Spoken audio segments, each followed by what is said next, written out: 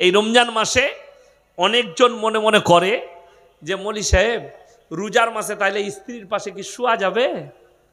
কালকে আমাকে প্রশ্ন দিল সাগর দিঘিতে, বলি এ কত পাগল, কে বললে শোয়া যাবে না? আমরা মৌলবীরা তো শুই, তুই কি করবি তুই বোঝ। কথা বুঝতে পারেননি? আপনাকে যেটা বলা হয়েছে সিয়াম অবস্থায়, কি অবস্থায় বললাম? সিয়াম অবস্থায় স্ত্রী মিলন হারাম, রোজা ভেঙে যাবে স্ত্রী মিলন করলে, এবং এটার জন্য কাফফারা লাগবে। আপনাকে ইচ্ছাকৃতভাবে করলে কাফফারা লাগবে। আমার ভাই, আপনি মাগরিবের নামাজ পড়লেন, এশার নামাজ পড়লেন, তারাবি পড়লেন, সেহরির আগে পর্যন্ত আপনি স্ত্রী মিলন করতে পারেন, কোনো বাধা নেই। তবে সেহরি খাবার আগে ফরজ গোসল করে নিতে হবে। কথাটা বুঝতে পারলেন না? পারলেন না? এরপর কারোর বাড়িতে গোসল করার ব্যবস্থা নাই, সুযোগ নেই, সে আপনি নিজে বুঝে করবেন, এটা আপনি কি করবেন ওটা আপনার ব্যাপার। এরপর কেউ যদি বলে রমজান মাসে অনেকজনের স্বপ্নদোষ হয়, হয় না? হয় না? স্বপ্নদোষ হয়ে গেছে, তো আপনি দেখলেন উঠে সেহরির টাইম শেষ হয়ে যাচ্ছে, আপনি আগে উজু করে সেহরিটা খেয়ে নেবেন, তারপরে গোসল করে ফজরের নামাজ পড়বেন, অসুবিধা নাই। ঠিক আছে না? হ্যাঁ, কেউ যদি স্ত্রী মিলন করে নেয় আর যদি ঘুম থেকে উঠে দেখেন আর টাইম নেই, সেহরি খাওয়াটা হচ্ছে সুন্নাত। আর সেহরির মধ্যে আল্লাহ বরকত রেখেছেন, নবীজি সাল্লাল্লাহু আলাইহি সাল্লাম বলেছেন আল্লাহ এর মধ্যে বরকত রেখেছে। আপনি উজু করে স্বামী স্ত্রী আগে সেহরিটা খেয়ে নেন, তারপরে গোসল করে ফজরের নামাজ পড়বেন, অসুবিধা নেই। আমার বন্ধুগণ, আমার মা, আমার বোন, কেউ ইচ্ছাকৃতভাবে রমজান মাসে রোজার, এই রমজান মাস হচ্ছে ইবাদতের মাস। হযরত আবু বকর সিদ্দিক রাদিয়াল্লাহু তাআলা আনহু রাসূল আকরাম সাল্লাল্লাহু আলাইহি সাল্লামকে বলেন, ইয়া রাসূলুল্লাহ, রমজান মাসে কোন ইবাদতটা বেশি করব? নবীজি সাল্লাল্লাহু আলাইহি সাল্লাম বললেন, তোমরা বেশি বেশি করে কোরআনের তেলাওয়াত করবে।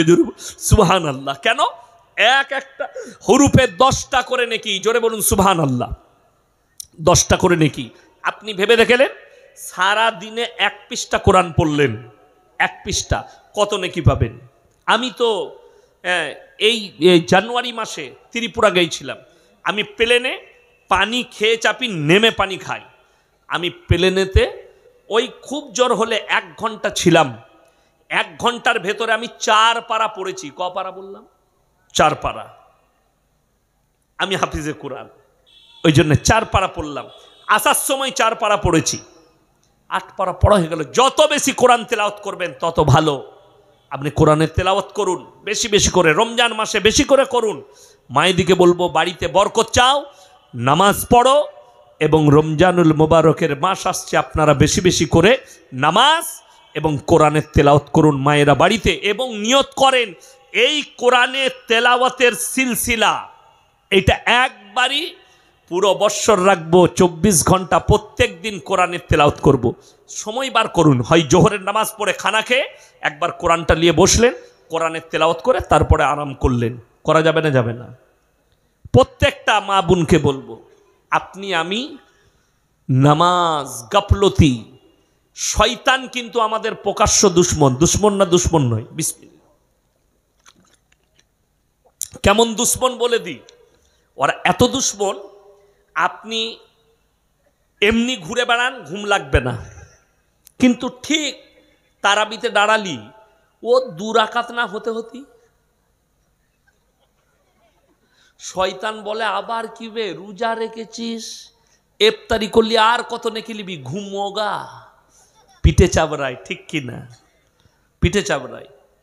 ওই জন্যে ঘুমের সব থেকে দামি ওষুধ ট্যাবলেট নয়, ঘুমের সব থেকে দামি ওষুধ, যাদের ঘুম হয় না তারা নামাজের পাটিতে দাঁড়িয়ে যাও, শয়তান ঘুম পড়াবে।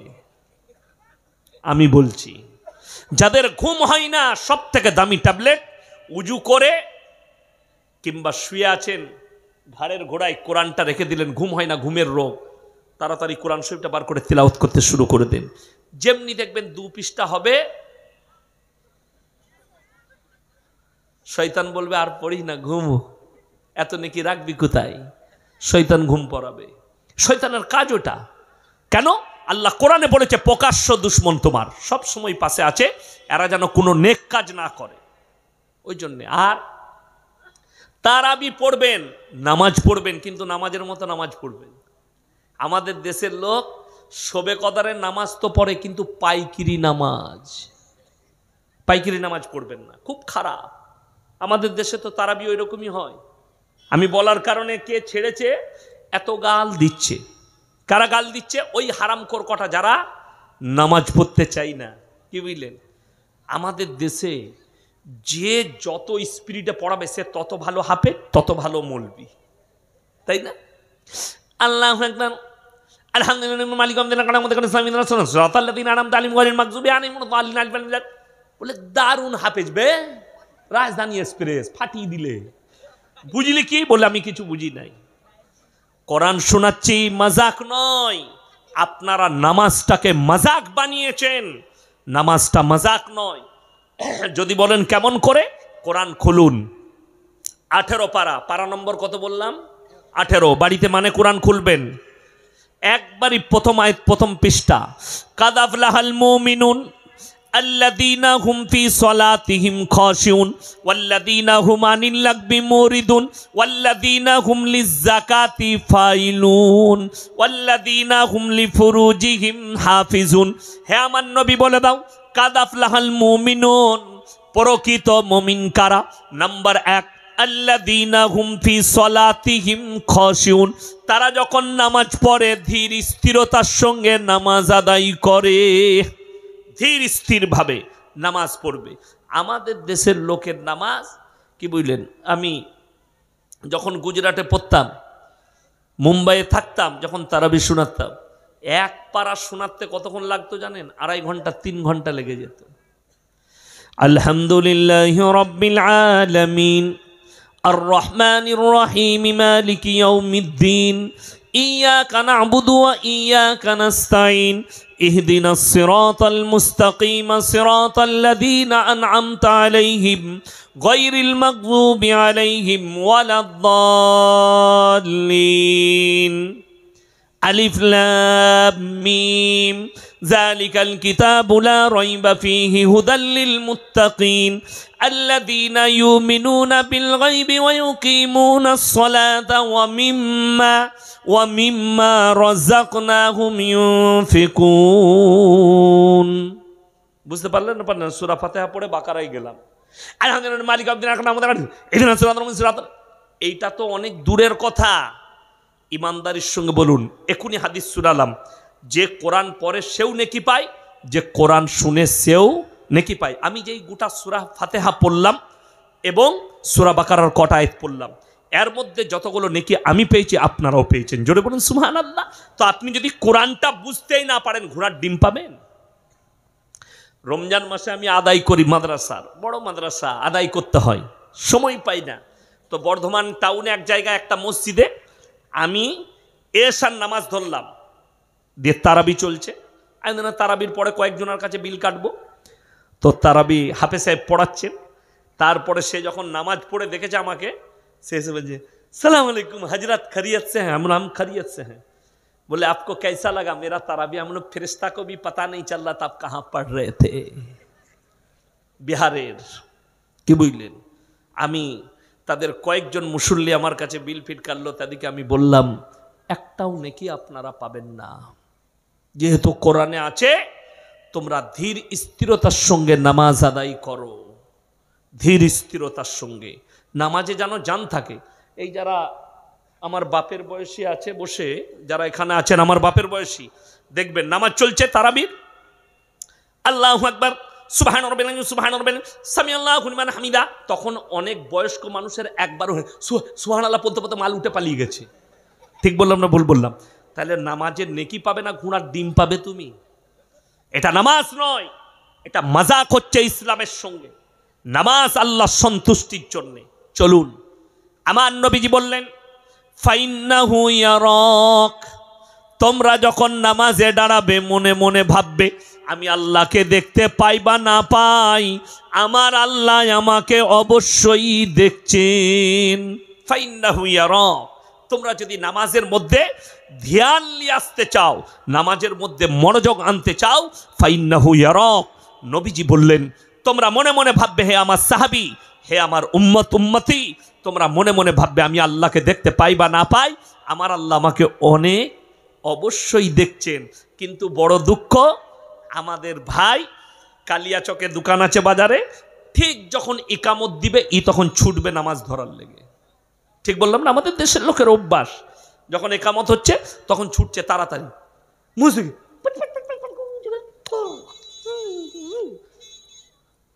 এরপর আর মনে পড়ছে না ক্যাশ বাস্কতে চাবি লাগাইছি না লাগাইনি। নামাজটা কত সুন্দর হবে, ক্যাশ বাস্ক আর নামাজ একসাথে। ইসলাম নিষেধ করেছে। নবীজি সাল্লাল্লাহু আলাইহি সাল্লামের হাদিস, তোমরা সমস্ত হাজত সেরে তারপরে নামাজে দাঁড়াও। আমার মায়েদের একটা রোগ আছে, রোজার মাসে আসরের সময় ভাত চাপিয়েছে, দিয়ে খালা নিয়ত বেঁধেছে আল্লাহু আকবার, আর ওইদিকে ভাত উল্টিয়ে পড়ছে। কি বুঝলেন? আহা, ও নামাজ পড়তে পড়তে আলহামদুলিল্লাহ রাব্বিল আলামিন, ও মাঝে মাঝে দেখছে ভাতটা ফুটছে নাকি, নামাজ কত সুন্দর হবে। অথচ রসুল সাল্লাল্লাহু আলাইহি সাল্লাম বললেন, সব হাজত ছেড়ে নাও, তারপরে নামাজে দাঁড়াও।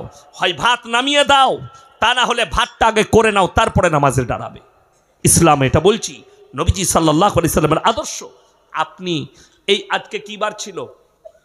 শুক্রবার, জুম্মার দিন। আপনি মসজিদে নামাজ পড়তে যাবেন, বিবি দুপুরে রান্না করে ফেলেছে, এরপর আপনাকে বললে দুটি ভাত খেয়ে যাও নামাজ পড়তে। না না, সেরকম ভোগ লাগেনি, এসি খাবো একসাথে, তুমিও গা ধুয়ে দাও, গোসল করে নাও। গেইছে, ইমাম সাহেব লম্বা খুতবা দিয়ে দিয়েছে, এরপর লম্বা সূরাও ধরেছে। দ্বিতীয় রাকাতে খালি মনে মনে করছে, শালা এত লম্বা সূরা ধরলে খেয়ে নিলি দুটি ভালো হতো। নামাজ আর খাবার একসাথে, কথাটা বুঝতে পারেননি? নামাজ থেকে ধ্যান চলে গেল। রাসূল আকরাম সাল্লাল্লাহু আলাইহি সাল্লাম বললেন, হাজত সেরে নাও, তারপরে নামাজে দাঁড়াও। আমাদের দেশের লোক মসজিদে কখন ঢুকতে হয় এটাও জানে না। যারা হাজি সাহেব আছে জিজ্ঞেস করুন, মক্কা মদিনায় আজান হলে, আরব ভূমিগুলোতে যতগুলো দেশ আছে, আজান দেওয়ার পরে তারা আর কোনো কাজে থাকে না, দোকানে ব্যবসা পড়ে থাকে, দোকান ব্যবসা সব, তারা ছুটে চলে যায় মসজিদে। আর আমাদের দেশের লোক একামত দিলে মসজিদে যাবে। মক্কা মদিনা আরব দেশগুলো যেগুলো আছে, ইয়ামান, যতগুলো দেশ আছে, কাতার, কুয়েত, মিশর, লেবানন, যতগুলো আছে, তাদের দেশে আজান হলে দোকান খোলা পড়ে থাকে, তারা মসজিদে প্রবেশ করে। তবে আপনি করবেন না ওই আমল।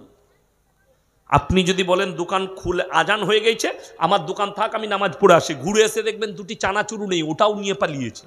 কারণ আমাদের তো আউলিয়ার দেশ, তা না হলে মসজিদ থেকে কখনো জুতো চুরি হয়? কি বুঝলেন? জুম্মার দিনে এসছে ছিঁড়া চপ্পল পরে, আর যখন বেরুচ্ছে নতুন জুতো পরে। কি বুঝলেন? ধরা পড়ে গেলেই বলবে বুঝতে পারিনি তো, এটা তোর। আর না ধরা পড়লি মাল চলে গেল। ঠিক কি না? হ্যাঁ, আমি এক জায়গায় ঈদের নামাজ পড়াতে গিয়েছিলাম, তো নতুন জুতো পরে গেছি। আমার তখন ছোট মেয়ে জন্ম নিয়েছে সেই বছরে। তো আমি মনে মনে করেছি ঈদের নামাজ পড়ে একটু বিটির সঙ্গে দেখা করব। বেরিয়ে দেখছি ইমামের মালগুলি চালিয়ে দিয়েছে। আমি বললাম, আল্লাহ, মনে হয় আমার মতন সেও শ্বশুর ঘর যাবে, আল্লাহ তুমি তাকে ক্ষমা করে দিও। আমি ক্ষমা করে দিয়েছি, কিন্তু শুনে রেখে দেন, একটা কথা মাথায় রাখবেন, কেউ যদি মনে করে মসজিদ থেকে যখন চপ্পল চুরি হয় নামাজিরা চোর, না, নামাজি চোর নয়, চোর নামাজি সাজে, চোর নামাজি সাজে। মসজিদ কখন প্রবেশ করবেন আর কতক্ষণ থাকবেন এটাও আমার আল্লাহ শিখিয়েছে। কেউ যদি বলে দুনিয়াতে দাড়ি রেখেছে, নামাজ পড়ছে, মাথায় টুপি আছে, তসবি আছে, লম্বা জামা আছে, সুবহানাল্লাহ সুবহানাল্লাহ করছে মসজিদে, আর সে যদি আপনাকে বলে আমি তো কোনো কাজই করি না, শুধু মসজিদে আল্লাহ আল্লাহ করি, আল্লাহ আমার সংসার চালায়, তার নাম হচ্ছে চোর। তার নাম কি বললাম? চোর, ধোঁকাবাজ। যদি বলেন কেন, কোরআন খুলেন, সূরা জুমআ, ইয়া আইয়ুহাল্লাযীনা আমানু ইযা নুদিয়া লিস-সালাতি মিন ইয়াউমিল জুমআ ফাসাউ ইলা যিকরিল্লাহি ওয়া যারুল বাই যালিকুম খায়রুল লাকুম ইন কুনতুম তা'লামুন। হে আমার নবী, যখন তোমাদিকে পৃথিবীর মানুষ জুম্মার জন্য ডাক দেওয়া হবে, বেচা কিনা বন্ধ করো, ব্যবসা বাণিজ্য খেতি বাড়ি বন্ধ করো, আল্লাহর ঘরের দিকে ধাবিত হও। কতক্ষণ থাকবেন? পরের আয়াতে আল্লাহ বললেন, ফাইদা কুদিয়াতিস সালাতু ফান্তাশিরু ফিল আরদি ওয়াবতাগু মিন ফাদলিল্লাহ ওয়াজকুরুল্লাহা কাসীরান লাআল্লাকুম তুফলিহুন। হে আমার নবী বলে দাও, যখন তোমাদের নামাজ পূর্ণ হবে আবার তোমরা হালাল রুজির সন্ধানে পৃথিবীতে ছড়িয়ে পড়ো। জোরে বলুন সুবহানাল্লাহ। মসজিদে থাকার প্রয়োজন নাই। আপনি বললেন ওলি কাকে বলে, পরেজগার কাকে বলে, তাকওয়া অর্জনকারীকে শুনেলেন। আপনি বললেন ইয়াসিন ভাই আমি 5 ওয়াক্তের নামাজ পড়ি আর কালিয়াচক বাজারে গিয়ে আমি একটু সবজি বিক্রি করি, আমি গোলাপগঞ্জে গিয়ে একটু আলু পেঁয়াজ বিক্রি করি। এই লোকটা হচ্ছে মুমিন, এই লোকটা হচ্ছে পরেজগার, এই লোকটাই হচ্ছে আল্লাহর বন্ধু। যে বলে আমি কোনো কাজ করি না, আমি শুধু আল্লাহ আল্লাহ করি, তার নাম চোর। আপনাদেরকে বুঝিয়ে দিই, অনেক আলেম উলামারা জানে আর যারা শুনেছে তারা জানে। এক সময় আল্লাহ নবী সাল্লাল্লাহু আলাইহি সাল্লামের লাশ চুরি করতে এসেছিল মদিনায় 3 জন ইহুদি। ঘটনা শুনেছেন না শুনেননি? কজন বললাম? 3 জন ইহুদি। তাদের পা পর্যন্ত জামা, তারা সারা দিন কোরআন পড়ত, তসবিহ করত, সুবহানাল্লাহ সুবহানাল্লাহ সুবহানাল্লাহ আলহামদুলিল্লাহ আল্লাহু আকবার সারা দিন করত। রাতের বেলায় মাটি কুড়ে শহরের বাইরে ফেলে আসতো। তারা হচ্ছে চোর। কথাটা বুঝাতে পারলাম? নবীর লাশ চুরি করতে এসেছিল। ওই জন্যে যদি কেউ লন্ডন থেকে পা পর্যন্ত জামা পরে চলে আসে মনে করেন না। আমাদের দেশের রোগ কি জানেন? আরবে মুরগি বিক্রি করতো। কি বিক্রি করতো? মুরগি জবাই করে মুরগির মাংস বিক্রি করতো। দিয়ে ওইখানে আরবি শিখেছে, দিয়ে এসে এইখানে বলছে আসসালামু আলাইকুম মনি সাহেব কাইফা হালুকা। মলি সাহেব মনে করছে সালা এত বড় শেখ এলো কোথা থেকে, আর পা পর্যন্ত জামা। কিন্তু তাকে যদি বলা হয় কোরআনের প্রথম আয়াতটা তফসির কর, পায়খানা ঘর খুঁজে বেড়াবে কোথায় ঢুকবো। কথাটা বুঝতে পারেননি? আরবি ভাষা আর কোরআনের ভাষা আসমান আর জমিনের ফারাক। এর মধ্যে সিফাত আছে, এর মধ্যে গুণাবলী আছে। আরবি ভাষায় গুণাবলী নেই। আপনারা বলুন শুদ্ধ বাংলা আছে না নাই? কথা বলে চলতি বাংলা। বর্ধমান, বীরভূম, মুর্শিদাবাদ, মালদার লোক আমরা চলতি বাংলা বলি, কিন্তু একটা সাধু বাংলা আছে, আছে না নাই? সেই সাধু বাংলা বলতে গেলে আমাদের দাঁত ভেঙে যাবে। আমরা চলতি বাংলাই বলি, তাই না?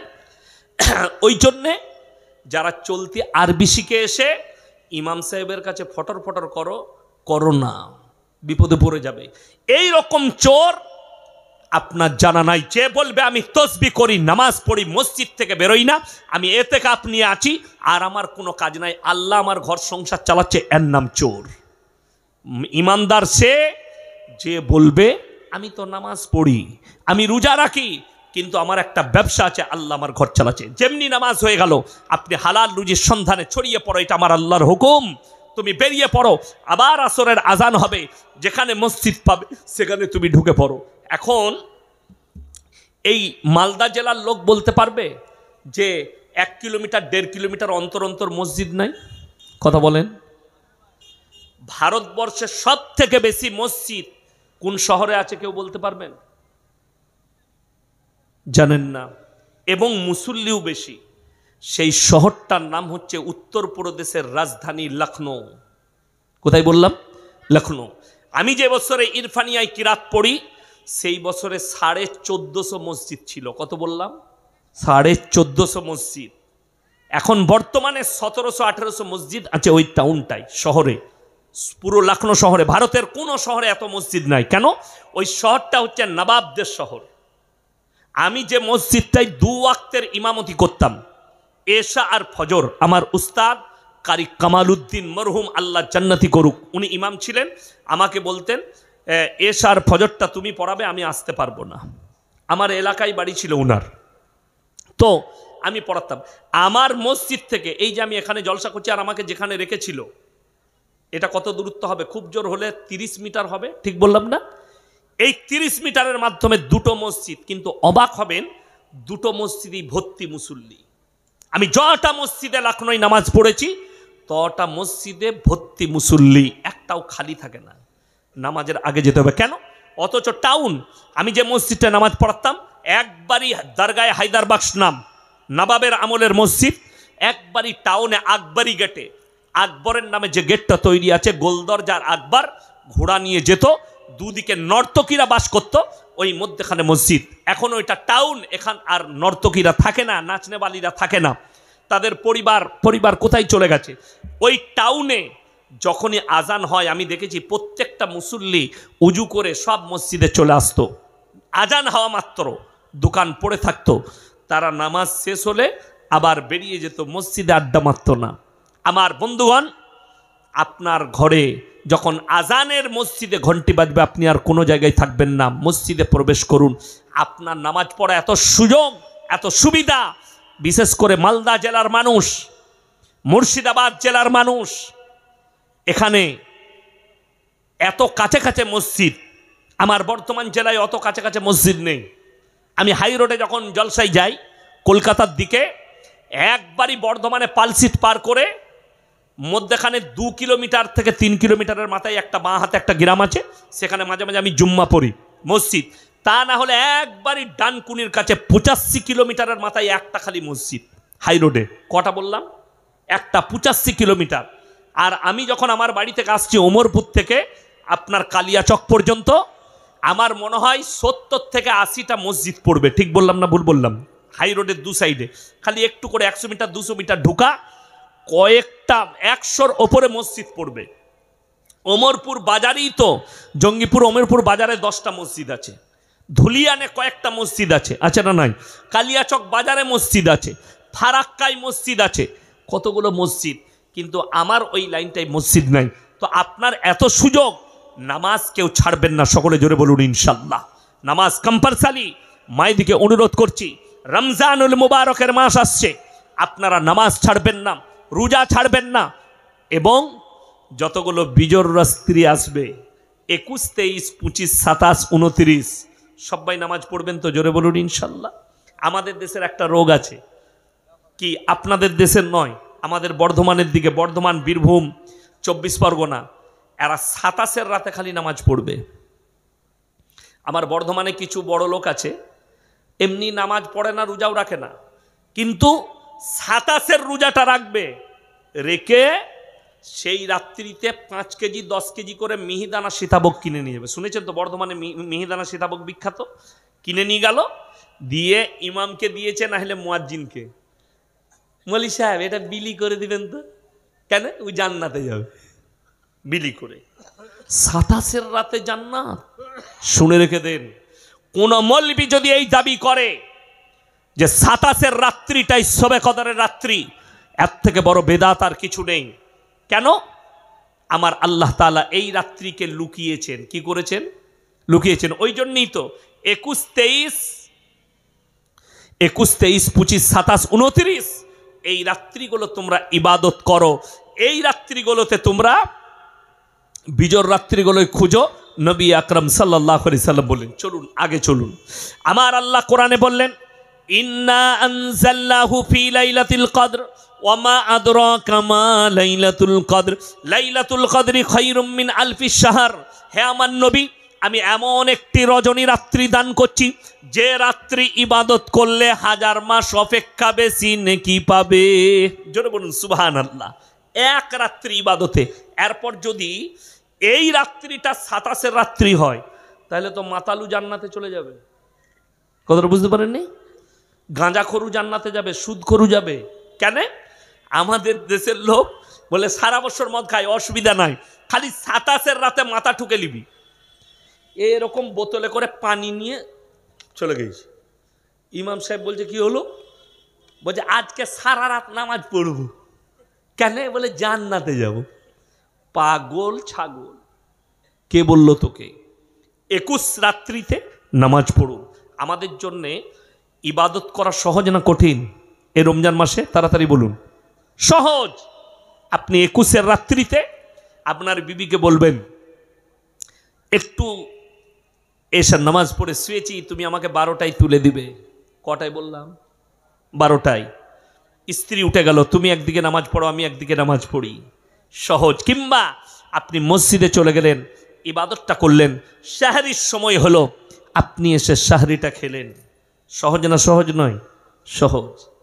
জানেন এই রমজান মাস আসছে, আল্লাহ যাদেরকে মাল দিয়েছে অবশ্যই জাকাত দিবেন। সকলে জোরে বলুন ইনশাল্লাহ। আল্লাহ কোরআনে যত জায়গায় বলেছেন নামাজের কথা, আকিমিস সালাহ ওয়া আতুজ যাকাত। আমাদের সমাজের লোক মুসলমান নামাজ তো বুঝে গেছে, নামাজটা ফরজ দিতে হবে, কিন্তু জাকাত ফরজ, এ জাকাত আদায় করবে না। কেউ যদি জাকাত ফরজ হওয়ার পরে জাকাত না দেয়, জেনে রেখে দিবেন সে গরিবের, এতিমের, মিসকিনের হক মেরে খাচ্ছে। আমার বন্ধুগণ, আল্লাহ মুমিনদের পরিচয় দিতে গিয়ে বললেন, তোমরা নামাজে গাফলতি করো না, নামাজ ধীর স্থিরভাবে তোমরা পড়ো। শুনেলেন আল্লাহ মুমিনদের আখলাক কিভাবে বর্ণনা করেছেন, আল্লাযীনা হুম ফি সলাতিহিম খাশিউন ওয়াল্লাযীনা হুম আনিল লাগবি মুরিদুন। এবং তোমরা গুনাহ কাটা থেকে নিজেদেরকে বঞ্চিত রাখো। আপনি নামাজি, শুনেলেন নামাজ যে 5 ওয়াক্তের পড়বে, শুনেলেন নামাজ কত উপকারী একটা ওষুধ, নামাজ কত উপকারী একটা জায়গা, ইবাদত। আল্লাহ কোরআনে অপর জায়গায় বললেন, ইন্না সলাতা তানহা আনিল ফাহশাই ওয়াল মুনকার। নিশ্চয় নামাজ এমন একটা ইবাদত, মানুষ যখন নামাজ পড়তে শুরু করে আস্তে আস্তে নামাজটাকে অশ্লীল কাজ থেকে সরিয়ে ভালো কাজের দিকে নিয়ে আসে। জোরে বলুন সুবহানাল্লাহ। আপনি এই নিয়তে নামাজ পড়বেন। আমার ভাই, আল্লাহ রাব্বুল আলামিন কোরআনে বললেন, কাদ আফলাহাল মুমিনুন। মুমিন কারা? তাদের 1 নম্বর চরিত্র হবে তারা যখন নামাজ পড়বে খুজুর সঙ্গে নামাজ আদায় করবে, ধীর স্থিরতার সঙ্গে নামাজ আদায় করবে। ওয়াল্লাযীনা হুম আনিল লাগবি মুরিদুন। এবং তারা গুনাহ কাটা থেকে নিজেদেরকে বঞ্চিত রাখবে। এই রমজান মাস আসছে, সবাই নিজেদেরকে গুনাহ থেকে বাঁচাবো। জোরে বলুন ইনশাআল্লাহ। আল্লাহ আমাদের সকলকে গুনাহ থেকে হেফাজত করুক। কাদ আফলাহাল মুমিনুনা আল্লাযীনা হুম ফি সলাতিহিম খাশিউন ওয়াল্লাযীনা হুম আনিল লাগবি মুরিদুন। তারা যেন গুনাহ কাটা থেকে বঞ্চিত রাখে। ওয়াল্লাযীনা হুম লিযাকাতি ফাইলুন।